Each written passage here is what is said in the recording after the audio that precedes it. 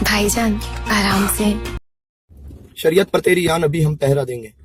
अस्सलाम वालेकुम रहमतुल्लाहि व बरकातुहू। नाज़रीन इकराम, बिलखुसूस आज मैं रिक्वेस्ट करता हूँ कि इस वीडियो को ज्यादा से ज्यादा शेयर करें और बेदार हो जाए, क्योंकि मैं जो बात आपको बताने जा रहा हूँ हो सकता है कि इस बात को सुनने के बाद आपके पैरों तले जमीन खिसक जाए।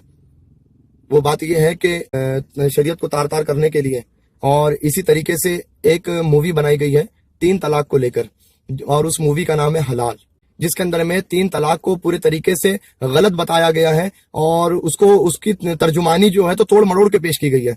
अरे जिनके धर्म के अंदर में, मैं कहना नहीं चाहता था, आज तुमने मजबूर कर दिया कि जिनके धर्म के अंदर में राजस्थान और हरियाणा उस साइड में चले जाओ तो भांजी से मामा शादी करेगा, और अगर मामा को शादी नहीं करना है मामा को, तो वो जब कहे कि मुझे भांजी से शादी नहीं करना है तो तब जाके किसी और का हक होगा, कोई और उसको पैगाम और रिश्ता भेजेगा।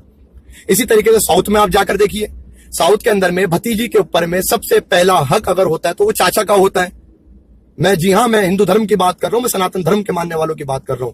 भतीजी के ऊपर में सबसे पहला हक अगर किसी का होता है तो वो चाचा का होता है, और अगर चाचा ने ये इनकार कर दिया कि मैं भतीजी से शादी नहीं करना चाहता हूं, तब जाके कोई और बाहर का शख्स उसको पैगाम दे सकता है, कहीं और उस लड़की का, उस बच्ची का जो है तो रिश्ता हो सकता है। हिंदुस्तान एक, उसके अंदर के 2 स्टेट अलग अलग, दोनों स्टेट के कानून अलग अलग, दोनों धर्म के मानने वाले एक कानून अलग अलग। तुम अपने दो स्टेट के एक ही धर्म के कानून को एक जगह नहीं ला सकते और बात करते हो ट्रिपल तलाक की, बात करते हो हलाला की। अबे तुमने समझा क्या अभी तलाक को? तुम पहले अपने धर्म के तलाक के मसले को तो हल कर लो, उसके बाद हमारे पास आना। आज भी 80% कोर्ट के अंदर में तलाक के मामला अगर किसी के पेंडिंग पड़े हुए हैं तो वो सनातन धर्म के है। वो, मैं कोई धर्म के खिलाफ नहीं बोलना चाहता, खाम मुंह खुलवाते हो और अपनी फोतरी करवाते हो। हिंदुस्तान है, हिंदुस्तान बना रहने दो, रिक्वेस्ट है, हिंदुस्तान है, हिंदुस्तान बना रहने दो। जात पात धर्म के नाम पर ये बिल्कुल इसको तोड़ने की कोशिश ना करे। सेंसर बोर्ड ये कान खोलकर सुन ले, कान ही नहीं बल्कि दिलो दिमाग पूरा खोलकर सुन ले, और कहीं से सुन सकता है तो वो भी खोलकर सुन ले। अगर महाराष्ट्र, मैं बिलखुसूस महाराष्ट्र के सेंसर बोर्ड से मुखातिब हूं, महाराष्ट्र सेंसर बोर्ड ने अगर हलाल पिक्चर का रजिस्ट्रेशन को रद्द नहीं किया, हलाल पिक्चर अगर रिलीज होने से नहीं रोका, तो हिंदुस्तान के अंदर में जो कुछ भी शरीयत मोहम्मदी को बचाने के लिए हम कोशिश करेंगे, उसमें अगर फिर कुछ नुकसान वाली बात आती है तो ये याद रखे, इसका जिम्मेदार सेंसर बोर्ड होगा।